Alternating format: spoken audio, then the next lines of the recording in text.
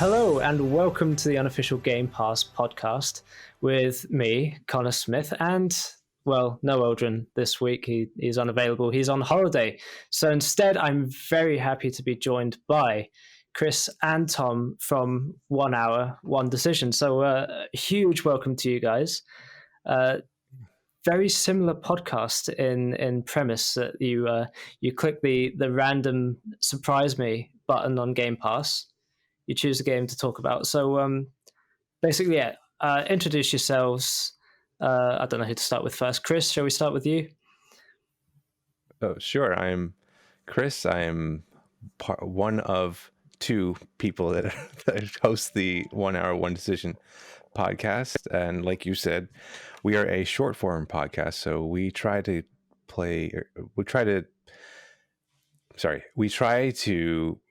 do our podcast in under 30 minutes. Ideally, for Tom, 1959 is the goal, but it never is attainable. But we'll try to get around 22 minutes. And so, so we talk about Game Pass games. We play random games on Xbox Game Pass, and we play an hour of it. That's the restrictions that we have. So we play 1 hour of it, and then we decide if we want to keep playing the game. So, so I'll let Tom kind of do his thing over here. So I am Tom. I am the other half of 1 Hour, One Decision. And all of those restrictions are in place because of me. I think, I was like, I don't want to spend a lot of time doing this. And, we got to keep it succinct. I won't listen to something that's 4 hours long. It's just not going to happen. So I don't want to record it. So how do we make a tight, quick show that kind of gets to the meat and potatoes of what are we trying to do? What are we trying to communicate in a short amount of time? So, I think Chris summed up the show pretty well. Well, I absolutely love it because I think it's probably better in some ways than our podcast of getting the first impressions of a game. And then, you're scrolling through the episodes you've done. And it's like, oh, I haven't played Fallout 76. I'll click on the Fallout 76 episode. And then I'll very quickly hear what you guys had to say. And then it's like, well, now I can make an informed decision on whether I'm going to go and play it. So in some ways, probably a better way to get across the catalog of Game Pass rather than what we do is like an hour or hour 20 of just random discussion on the story or whatever. So, to be fair, though, as we've come to notice, a lot of these games, some of them are the game doesn't start until like 45 minutes in. Yeah. So there's a lot of prep time and stuff like that, which, it can be a good thing and a bad thing. Like for us, we don't have that much time. So we're like, get us to what we need to do, understand the game loop. And, that's kind of unfortunately or fortunately the idea that we have. I mean, Tom and I, we did in school, did some game design and stuff like that. And, really our idea was just like, hey, we should be able to understand the mechanics of the game very quickly. And then, you should be able to enjoy it quickly. I get it. There's a lot of games that have cutscenes and stuff like that, but, come on, let's get some gaming in. Yeah, I mean, to be honest, we try and complete the games that are narrative focused, right? And there are some weeks where, try and play a game in a week, it's just not going to happen. You only do so many worlds or whatever. So, and we can talk reasonably well about a game we've only half played, right? So, I mean, it's completely valid. But yeah, I'm really excited to have you here today because we're talking about Dungeons and Dragons Dark Alliance, which is a new game that's just come to Game Pass, I believe, day one. I believe listening to a previous episode, I think one of you is a Dungeons and Dragons fan, right? That is correct. I do play Dungeons and Dragons on a weekly basis. Right. Oh, fantastic. Well, there you go. Well, were you both excited for this game, or did you have any expectations? I was very excited. I wanted to play this one when it was propositioned to us about, maybe a handful of titles that were a possibility to talk about with you. I was like, ooh, that one. I want to do that one. So yeah, awesome. Yeah. I think we talked about this before, but we did try to do a Dungeons and Dragons back in college, and it worked for one session, and that was it. But I think mostly because I tried to ruin everything during that session, but that's okay. We've learned and we've grown as people, and yeah,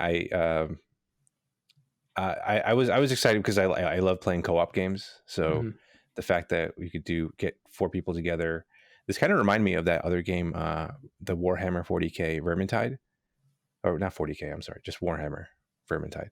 That was fun, and so this was kind of like a third person perspective of it. So it was kind of cool to be able to try that out.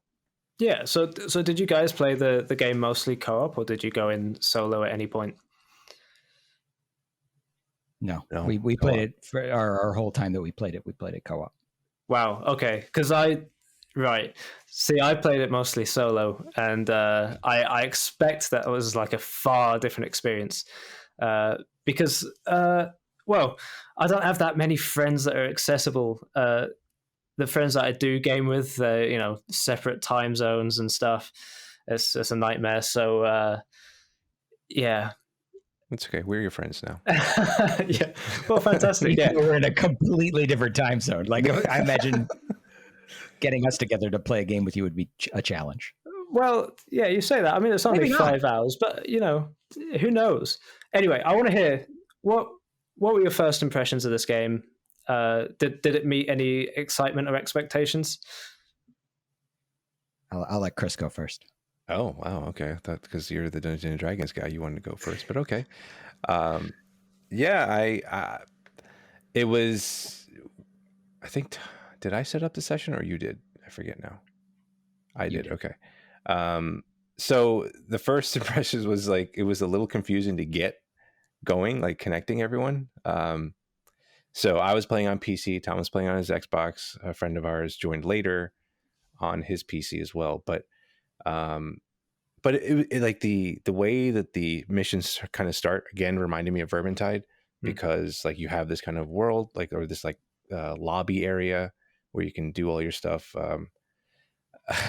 We unfortunately tried to play this game because we're like, oh, there's 6 levels. Let's just go to the medium one and let's try to play this game on let's start the game off on medium. And we came to find out that is not medium. In fact, it was impossible because we had all starting gear and it took forever to kill something. Like, literally, Tom and I would be wailing at something and it was like one of the like main initial grunts and they would just take forever to die. So we, after like 2 hours, I think, of trying this way, we were finally like, all right, let's quit and start with the regular, like just the base world 1 or like challenge 1. And that was much easier. And we're like, oh, wow, this game's actually pretty fun now. Right. Because we weren't getting our ass beat. So that was my first, it was fun though. Being able to play, there was definitely some bugs. The animations were kind of weird. And I don't know if it's because there was some network lag or something like that, but like you would take a swing and then the enemy would just like react like half a second later. And it just felt a little weird when that happened. But I'll let Tom talk about his impressions. So I didn't play the arcade Dungeons and Dragons games that had existed, like on the consoles and stuff previously. I never did. Which this game clearly, draws a lot of inspiration from. So I thought it was going to be more of a, not single player, but more like of a story focused based game. And so I was kind of misunderstood exactly how we would start a game together. You know what I mean? Yeah. I did not anticipate some kind of like hub world area where you would like meet and then go on a mission. Like, that surprised me. But it makes a lot of sense, you're right, as a multiplayer game, that's what you would do. And I didn't notice as much of the lag and stuff, I think, as Chris did, which interests me because he was hosting, presumably. So it's like, if anybody should not have experienced the lag, it should have been Chris. But also, I guess because I'm used to playing, real D&D, and that's like turn-based and combat's really slow. Like having an action version of that, like at any speed, is faster, better, you know what I mean, more interactive than, you know, roll some dice and then, you know, in your mind figure out what's happening, you know, kind of thing. Yeah. So is this a genre that you guys have played a lot of? Because it makes me think of Outriders, which is a recent release on Game Pass. It was like a looter shooter that me and Odhrán talked about. And I think I'm pretty safe in saying that's not his thing, and it's not really my thing. I could see it being my thing if I had a group of friends. I don't reckon I've played with a group of friends since high school or something, just because, you know, we all went our separate ways, and I just haven't met another group of gamers really. But I do respect these games. Is this something that you guys play often? Is it something you get into? Traditionally, I play mostly single player games. So if I were to play a game like this, even though I did play it in this particular instance with Chris, I would probably end up playing it by myself if I was going to play it long form. And that it's kind of set up as mostly a multiplayer game kind of turns me off to that as a prospect. But that's not to say that I don't enjoy like an action RPG game. Like that as a genre, I like. You know, I liked playing Borderlands and stuff like that, even though I was playing it by myself. So, you know, or even Destiny. I played Destiny by myself. I know that's an incredibly crazy thing to say, but I did. I played the entire campaign of the original Destiny game by myself. Like, I know that's not how you're supposed to play it, but that's what I did. What is wrong with you? Well, if it's your thing, I like to be left to my own devices. I know. You're right. Yeah, I always enjoy playing co-op games. So Borderlands was 1, 2, and 3. Definitely played the hell out of those games. And again, it was like, to your point, if I were to play that game by myself, I probably wouldn't be as thrilled to play it, or any of these types of games. Like if I'm not playing with someone else, like these kind of games, I'm out. Like Destiny was another one where I got incredibly bored playing that by myself. I don't know. I just couldn't get into the story. I thought it was weird. So I was like, okay. The last single player game before I would want to say is like Jedi Fallen Order, which like Tom kept bugging me to play.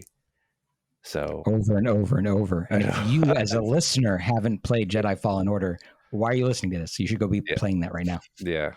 So it is a good game. I will give him that.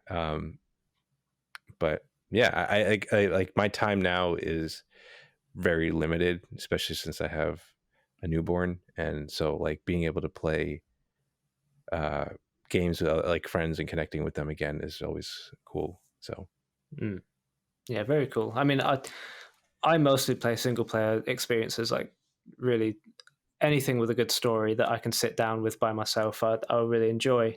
But this game I thought could be interesting for me, because going into it I was thinking, well, I like all those kind of Lord of the Rings games. I like kind of Lord of the Rings War in the North, which was like a game that you could play by yourself, but was a really cool co-op game that had a very similar aesthetic. And I went into it, and Outriders I immediately kind of I wasn't really interested in when I went into it, because the hub world and the quests and the menus were all a bit too much for me. It sort of overloaded me, and it was complicated and messy to me. And it was quite refreshing to have this sort of very simple hub world. Sort of the missions seem quite linear. I mean, you can go where you want. The difficulty, as you were saying, it has like a your party strength, and then I think the white ones are like what is recommended for how strong you are. And I think I've always chosen like the lowest white one for, you know, just don't kill me, but give me a challenge. And then I always get to like a big boss, and it's like, this is hopeless on my own. But yeah, I was surprised. I think looking up this game, it's done by quite a small development studio. You know, maybe something like 60 employees or something. I don't know how to pronounce it, like Took Games or something. And I think it was started in 2017, started in development.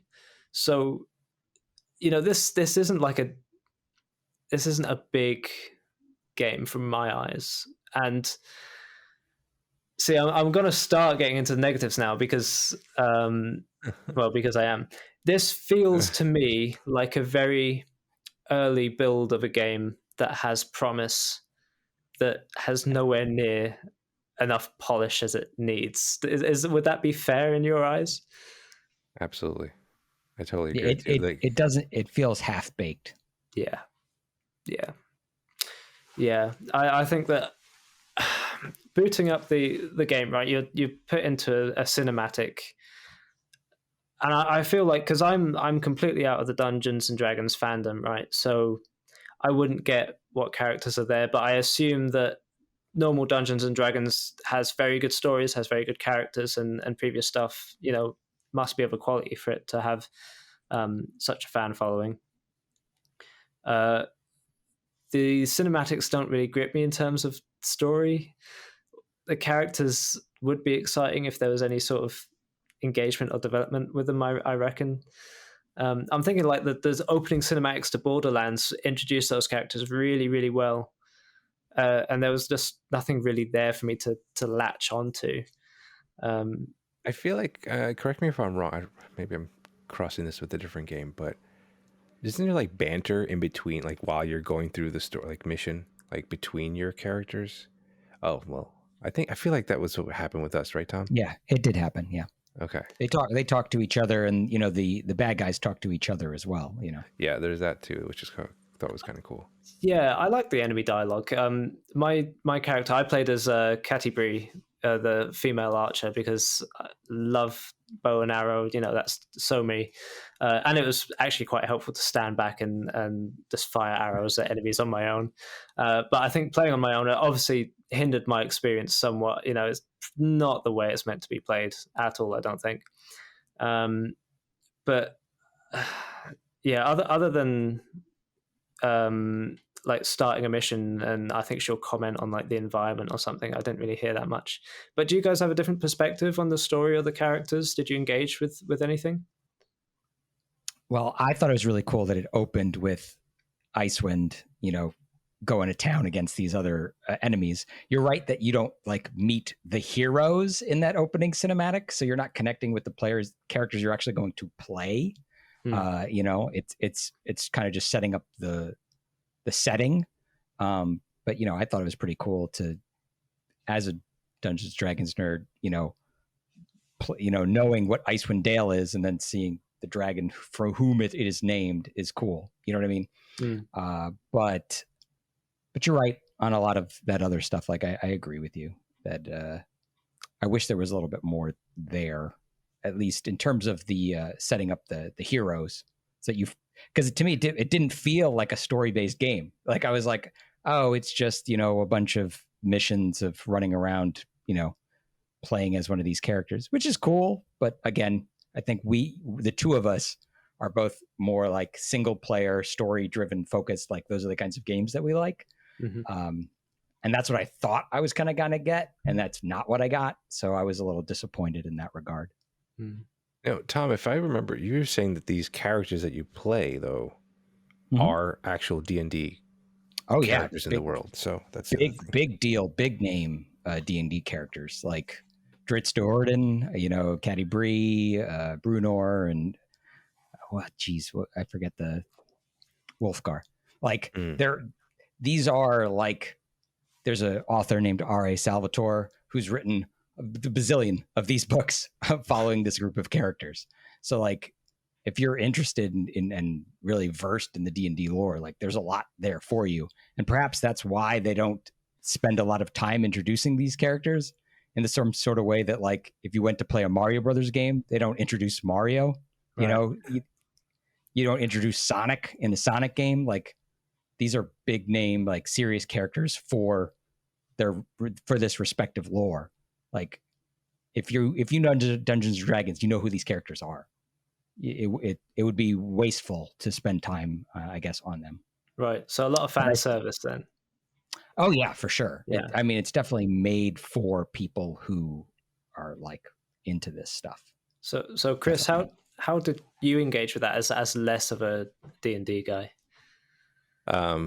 I mean, I was like, cool. They actually have names, so I don't have to pick a name for the character.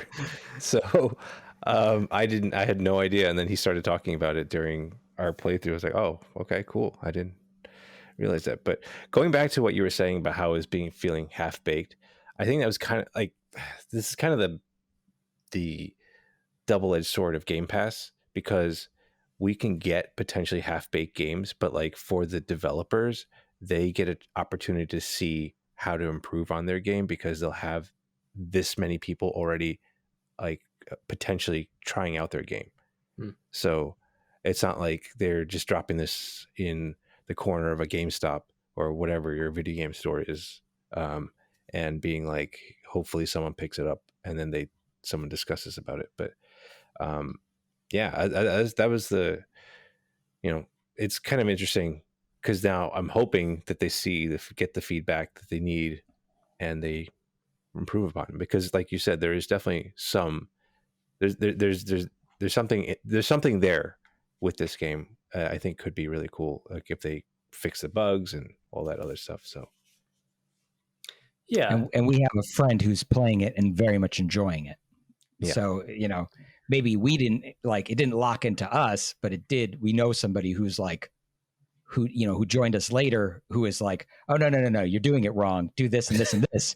And then once he laid that out for us, we had a lot more fun. So it's like, okay, it is maybe the kind of game that you need to spend a little bit more time with or understand a little bit better, and you can really enjoy yourself. So, yeah, I found it to be strangely addictive, although I don't think it's a very good game, in my opinion. I think that it would probably die without Game Pass. It would go unnoticed, as you said. And I think that it's an interesting position because does it benefit us, the players? Probably not short term. I don't think that many games on Game Pass, if they seriously have shortcomings, I mean, there are a few that have developed over time and become, I think No Man's Sky, Sea of Thieves, those types of games where you put enough time and money into it, they can be something really, really wonderful. It's really hard to tell whether each game that comes out is going to be one of those. I think that it's good for the developers. Game Pass is that safety net, right? They get the exposure, they get the money, and long term, I think hopefully the next game they make is benefiting from the feedback they get, right? And we're going to talk about all the different stuff we liked, all the stuff we disliked. So I think that's it's Game Pass still is a positive thing. It just short term, you do get if you're a podcast like us and you're reviewing games that come out, not everyone is going to be a smash hit, right? So what characters did you guys choose? I picked the dwarf, right? The big double axe dude. I don't know, and he had a little stein with him too, which I realized that you throw. That's your ranged weapon. I was like, okay, cool. So it never comes back to you, but he throws it and he keeps throwing him. So yeah, that's the character I picked. And nice. I played as Dritz Doradin, right? Drow Ranger. Awesome. So we're all going to have a slightly different view on what the combat was like. See, again, I have to say, I did not play the game the way it's meant to be played. If you're going through with a party of 4 and, you got the little dwarf who's supposed to be a tank, you got other people doing damage, Drizzt, going around the back and sneaking, stabbing people from behind, and Canterbury sort of shooting arrows down on everyone. My experience was very much, I will stand as close as I can get to get those kind of high numbers in terms of damage. But what you discover then, if you're playing alone, is that you will shoot the enemies and they're just there taking it, and they don't even recognize you, and they're just standing there, which is not fun. But I think you don't get that feedback for sure. Yeah, I think because if you don't stand within like a certain range of the enemies, they don't properly recognize or come after you. So that that's one thing. The other thing is that the enemy AI is just so simply they'll go after you until you run away enough, and then they'll walk back. And yeah, they can be tough if you've got the right ones together, because they can put together some spells that are like properly debilitating. But I think that the lack of any enemy variety over the game is so crippling. Yeah. So how did you guys experience combat? How did you go about it? I'm sure you both will have different answers. I just ran in. I believe Leroy Jenkins was screened. Little dwarf Leroy Jenkins. Yeah, I just ran in. I was trying to figure out my abilities at the same time, so I was swinging away. I didn't. I thought it was interesting that at least when you're using a gamepad, that the light and heavy attacks were on the triggers or the bumper, rather than on the face buttons. So that was kind of weird. I had to getting used to. There was a control scheme, a thing where you could it literally just changes from the bumpers to the X and Y. I changed that immediately because I was just like, that feels strange. Yeah, it was really weird, but I just kept going with that, and the abilities, like how there's one special ability and then you hold it down as another special ability, I guess, and then there's an ultimate or something like that as well. So I was very confused about what the ultimate does for the dwarf. It just seems like there was like a shield around everyone, but then like I was still getting damaged. I don't know. So strange. Yeah, because there's like a trial thing on the map where you can go and with each character, and you can like see all the moves that they have. Did you just jump straight into the dungeon? Yeah, we just went in. We went right in. Yeah, that was my mistake for letting Chris lead. Did you were you able to take much hits as dwarf? Because I know if Canterbury went in like close range, like instant death, definitely. I compared to Tom, I believe so, because there was one I guess ogre or what that was. I was basically kiting for Tom as he was trying to do some damage in the back, and I like when he tried to do it, he was instantly killed, and I got at least like he was like 1 or 2 hits, and then I would die. So, or sorry, two or more hits, then I was fine. But yeah, it was just a lot of dodging. I didn't even realize the dodge button. There was a dodge button, so I was just trying to run around. Just the image of an ogre chasing a dwarf, while their teammate tries to kill it. Yeah, I'm sure it was great fun for Tom. We would have greatly improved our success rate if we had a ranger in our party, with, a bow wielding somebody with some range. We did not. So we were, both of us, forced to kind of mix it up all the time. Right. And like he said, if I got hit, I went down. And he could take some more hits than I could. So we were trying to make it so that would happen. But what ended up happening, because we were playing on such a challenging difficulty, is that the enemies would like gang up on us, and just one of us would go down. Then the other one would desperately try to revive them before going down themselves. And we would play this kind of like loop of one of us being dead, or incapacitated, waiting for the heal, for the pickup. And then, just kind of cycling one after another that way. So we learned the revive button very quickly. So. Yes. Yeah. I mean, did you find yourself relying on one attack and just spamming that, or did you buy more moves and sort of mix it up a bit? I didn't know you could do that. Yeah, we were just spamming. I was just spamming the hell out of those 2 buttons. And then whenever the ability came up and we were being overwhelmed, I would throw down that. I think the dwarf had this like anvil that came down, and then like a hammer would start smacking people. It was weird, but it was cool. Yeah. I was very happy to have my ultimate, because Dritz summons Guinevere, his panther companion. Yeah. So I was like, oh yes, this is so cool, because A, I know the character, and B, because this creature was able to do a lot of damage that I was not able to do over there. where I was safe. You know what I mean? Like, it's like send it out, it goes and deals with the problem for you, and then you can, it was our sub in for the archer we didn't have. Yeah, yeah. The Awesome. Panther was definitely awesome. Yeah, yeah.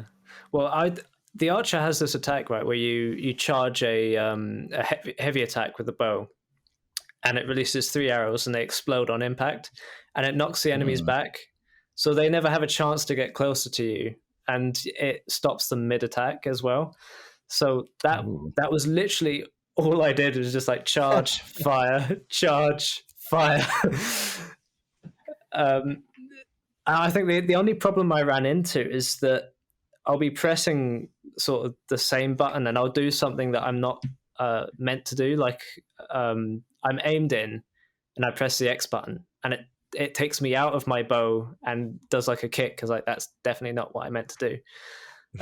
And like some of the sensitivity of the buttons, like it's just all over the place. I'm like constantly doing things I'm not meant to. Yeah, I definitely felt that when we were trying to even like first trying to use the revive button. Like you had to be in a particular position. I mean, obviously right next to the person. I get that, but like where the button prompt would not show up if I didn't look at the fallen character properly. It was weird. One thing I think Tom also mentioned was, and it was true, you get to a cliff and you try to knock the enemy off the cliff, they will not fall off, but you can easily fall off. It was so frustrating. It was incredibly frustrating. Yeah. Yes. I had a funny moment earlier where you go towards a really steep drop, and there's a little crevice that juts out, and there's some crystals the other side, so I took out my bow just to fire at the crystals, and instead it does my flying forward kick move just straight off the edge. It's like, why are the buttons so weird? They just never do what I want them to. So yeah, I mean, that in terms of polish,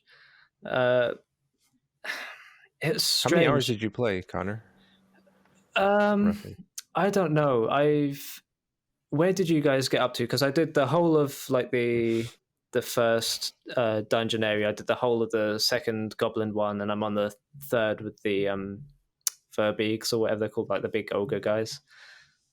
Yeah, we only did the first one. Right. Okay. Did you do all 3 acts, or all 3 levels within it, or just maybe? Right. Like I know we were able to get back to the lobby, and then essentially like save our progress, because that was the problem. Like, because again, we were trying it out on challenge level 3, and it was not working out. So it was a moot point, because we quit, and then we lost everything that we did in those 2 hour span, and then we tried again. But yes, thankfully it was much quicker to get through that. Right. So yeah, it is a nightmare on the multiplayer. I had like a dreadful time. I'll get onto the multiplayer later, but yeah, as I was saying earlier, like you get back to the hub world, it doesn't tell you like that you can buy moves. You can put attributes into your skills, like that's normal. Let me think. And then you can buy certain like buffs and abilities and things. But you can actually, what I don't like is that you can spend gold to learn moves.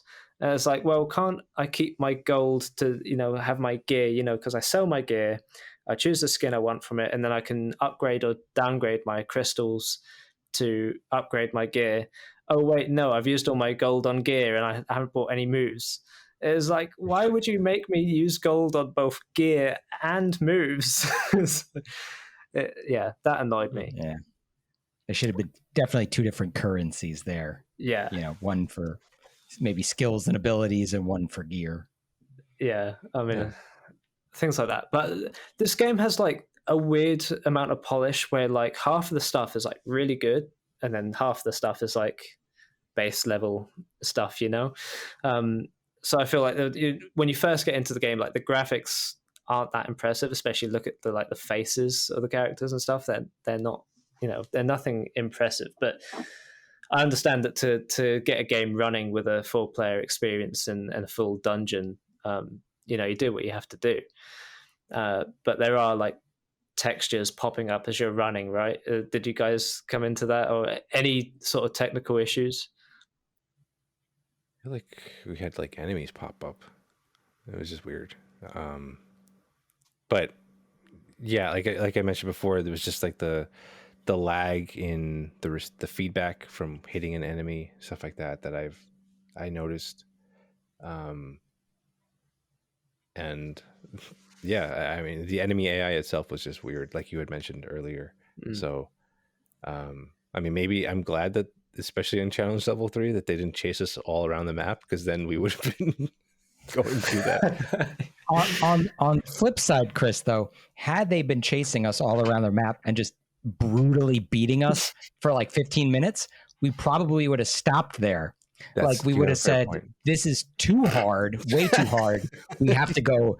Instead of looking at it and being like, I guess we're not good enough, which I think is what we both are feeling. It's like, we must be doing something wrong here, you know?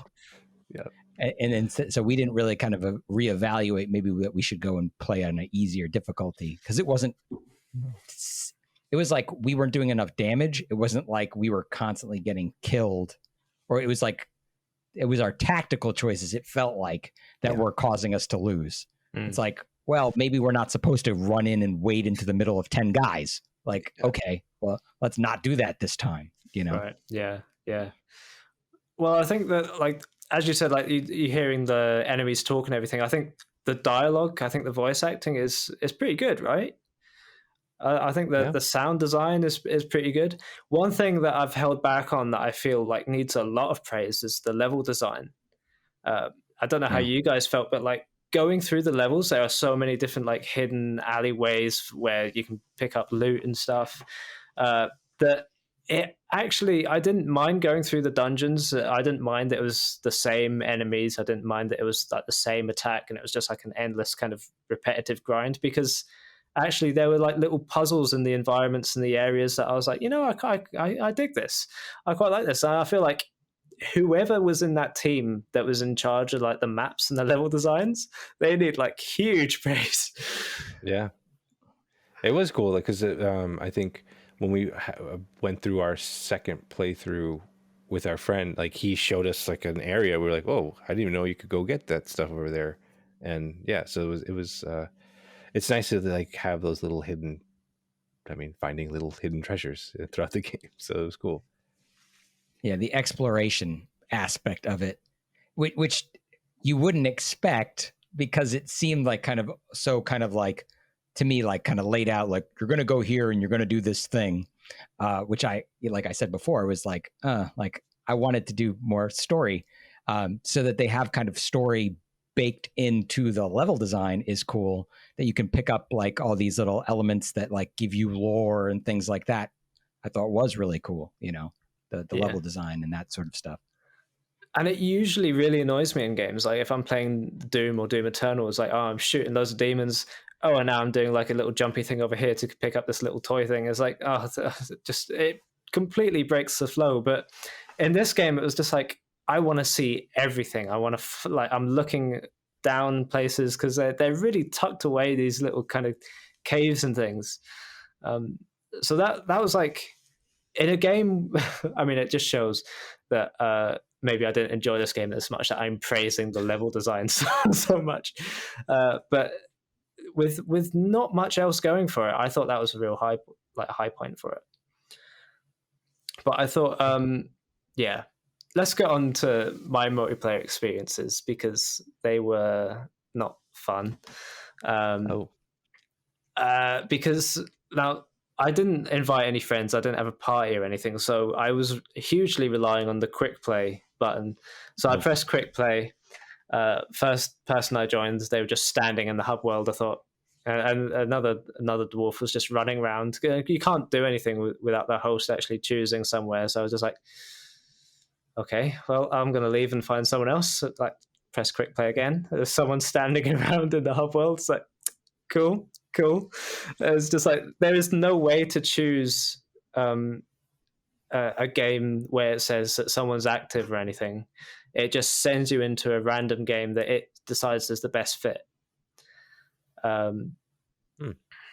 which is really frustrating. I think the other thing that annoys me is that you can only join people when they're in the hub world. Like once they're in a dungeon, like that's it. And it's just like, well, just throw me into a dungeon with someone. I don't care. I want to play with someone who's actually playing, not just standing around, you know? That's true. And we had that problem with our friend who was kind of locked out of our game until we gave up. Yeah. I imagine that if someone lagged out of a game, it would be that, like, obviously once a game's going and you're stuck waiting for them to be done, it's not fun. I ended up putting the game to accepting anyone, and I was like level 1. This guy playing Driz to the rogue or whatever, he joined and he was level 20. So I just chose the next dungeon on the party strength, and we got through about halfway through the dungeon. It was like 15 times faster than I take on my own, but with a lot more reviving each other and me trying to not be absolutely useless compared to him. And then halfway through, it just said session failed and sent me back, and I had to do the whole thing again. I was just like, well, it's clearly not worth it doing the multiplayer. And you lost everything, right? I lost everything. Like, right? You lose the loot. Like, I was picking up the best loot that I'd ever gotten, because obviously he's level 20. I've got it on the highest setting, and lost it all. So that was not fun. That put me off immediately. Even though it was fun, it was just like, I don't want to do dungeons again and again just to lose connection. I think that what I've heard, I think Cameron, our friend from Real Gamerscore, posted in our Discord. He said when a multiplayer game works better, is more fun on your own, it really says something. And you guys seem to be like the contrast to that. You know, you seem to have quite some fun running around as a party.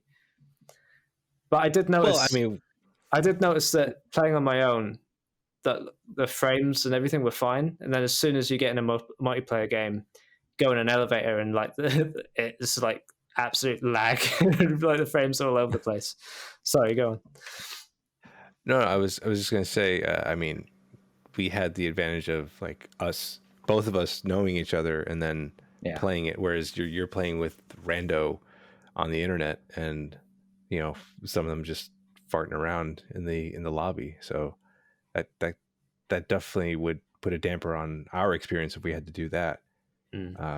But so as long as you could play with people that you know or whatever, that always adds like an extra boost to, like, at least for me, the experience I'm going to be having in a game. So I agree that this is not the kind of game you want to play pickup with strangers. It just doesn't lend itself to that.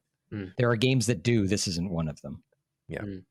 At least as long as if they add the drop in, drop out of like in a dungeon, like I think that'll change this game totally. Like then you can, I think, have a little bit more fun because you're not waiting around in a lobby for other people that you don't have no idea about. So, and some kind of resolution for if they drop, it should, you know, I mean, maybe if the host drops, you have to drop the whole party or something like that. But like, I don't know. There's got to be some way to resolve that.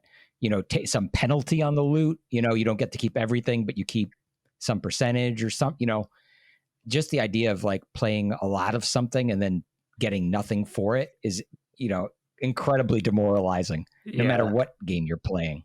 It's a very, very harsh parent. I definitely want to see dungeon drop in and out, session finder, just so I can tell if people are active, if how many party members they've got, where they are. Want to see their ping. I don't want a game to just put me in a random session.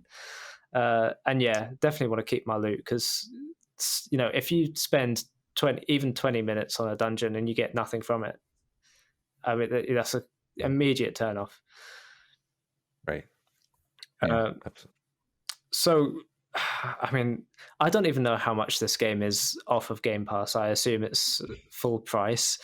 But I think you're right. we come to we come to, you know, like maybe, I don't know what, £50 or something, or dollars, I don't know.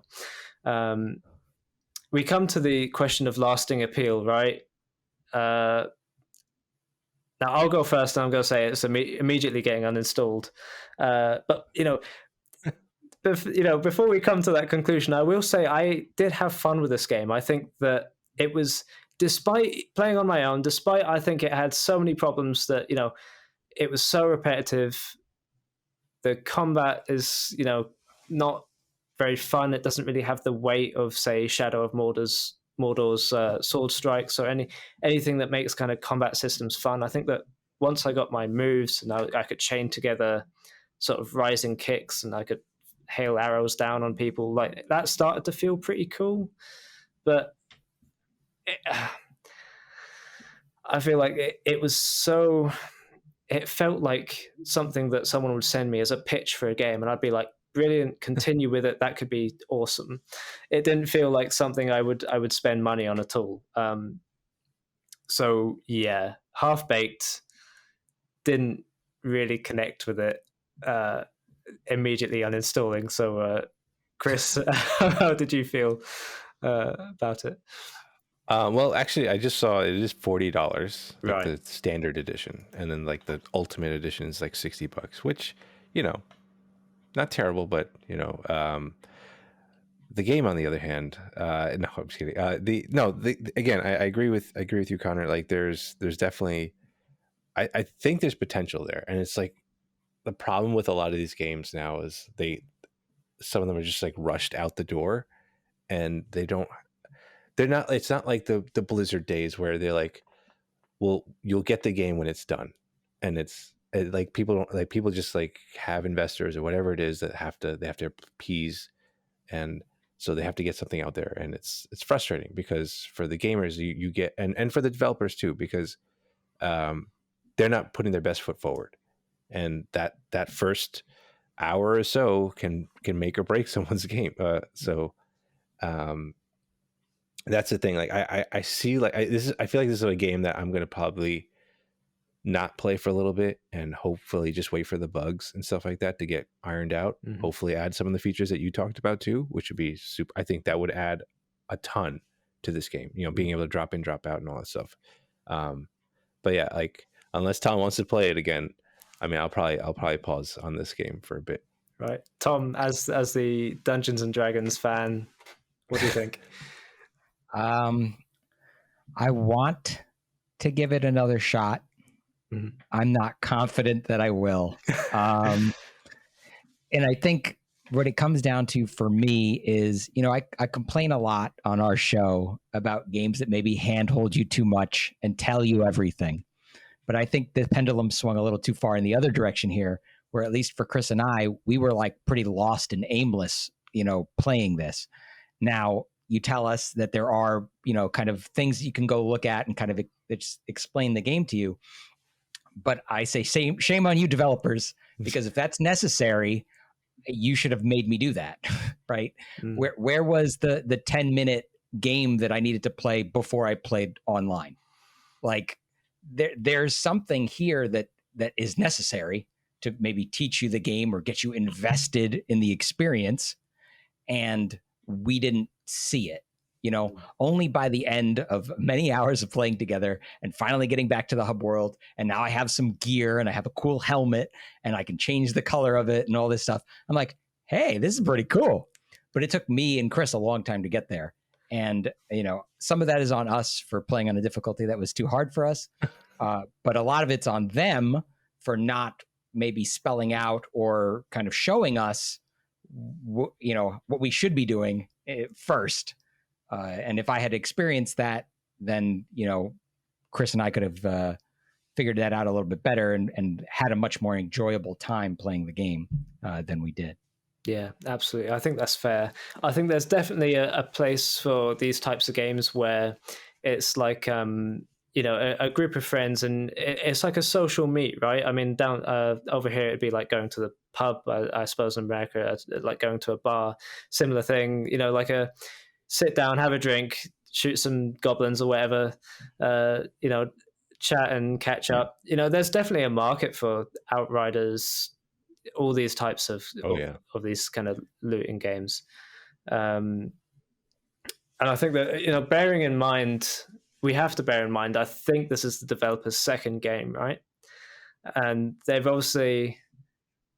got talent, right? But coming to Game Pass, you're going to have a lot of exposure, a lot of people talking about your game. And if nothing else, you get that feedback, and hopefully they can go on to do better things. Anything else we want to say about Dark Alliance? I mean, to what just Tom mentioned about like the intro kind of thing, going back to another game that I feel like this game kind of follows in a little bit of sense of the Vermintide. Mm-hmm. Like there is like in Vermintide, there's that intro where you're playing just as whatever your character is, and you're kind of introduced to the mechanics and stuff like that very quickly, and then they drop you in. Okay, now you can join your friends in a lobby. I think something like that for sure would have been great for a game like this, even though maybe it's because they expect like, oh, you must have played these kind of games already, so here you go, start playing this game. So I don't know, but yeah. It also solves the problem of people just standing around, right? Because it's like if you force them to do the standing around and figuring out the game by themselves, they're not tying up other people's time later with that behavior. Yeah, exactly. In theory. I think despite having that trial where it's like a basic tutorial where you test out your moves, I think a forced intro where it throws you into like a starter dungeon and it introduces you to all the mechanics, that would have been really helpful, because I think if you throw anyone in, it's like, oh, why am I collecting crystals? Why should I go off and look for this? It's always hard because these games almost should come with a booklet of all the things you need to read. But yeah, they could have introduced it better. Yeah, even just like the first third of the first mission or something, you walk through a map. Oh, here's game forces you to look left. Like there are items that you can pick up, like just kind of like I'm saying, like you said, 5-10 minutes. Like you don't need to spend a lot of time on it, and just, this is why you collect this. This is why you get that. Make sure you explore the levels because there's things hidden all around you. Like it wakes you up to the idea of like, what am I supposed to do in this game? Mm-hmm. And at least for me and Chris, like we didn't get that. Yeah. We just went, we had to kind of like look around, like how do we even start a mission? And find the map board and be like, oh, I guess you go here to the map. What do we do here? Yeah, it wasn't a great first experience, first impression. No. So Dark Alliance, I suppose a game which I assume that if you plugged more money into could be a fantastic game. I personally don't see it having a huge redemption story, just because I don't see it. There's a lot there to add on to. I think that it's more likely that a follow-up would do a lot better in my eyes. For the sort of the end part of the podcast, I would like to just go back to your podcast, 1 Hour One Decision, because I realized I forgot to ask you, when did you actually start 1 Hour One Decision? What was the thought behind it, and where did you come up with the concept and the premise? Well, I Tom and I have done stuff in the past. We did college radio and stuff like that, and we had a lot of fun doing that. And funny enough, I just kind of came to him on a whim and pitched him this idea. We tried a podcast earlier on, like a longer form podcast, but it just took too much time, and so Game Pass came out and we both had it. And we were just like, I saw the surprise me button. I was like, hey, that'd be kind of cool to be able to like talk about a game for an hour or something. Oh, not play a game for an hour and then talk about it, and see if we like it. And it gave us the opportunity to try a bunch of games that we most likely would never have even looked at. And I've been pleasantly surprised by a lot of them. even though they might not have been my cup of tea. So that's kind of what what I've grown to appreciate with the service as well, because when I first got it, I was definitely overwhelmed by the amount of games. I was like, what am I going to play next? And there was a button right there to help me with that.